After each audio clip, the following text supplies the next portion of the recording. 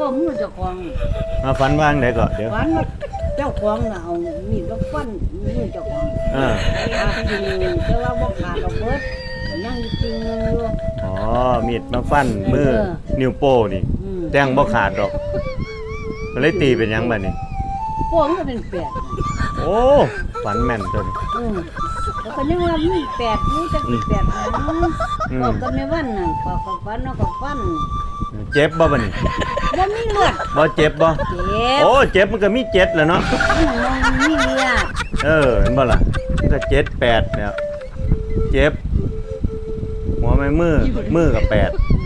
เจ็บกับเจ็ดก็เจ็ดแปดโอ้ก็ฝันแม่นเป็นหยังแต้งบ่ซื้อ โอ้ย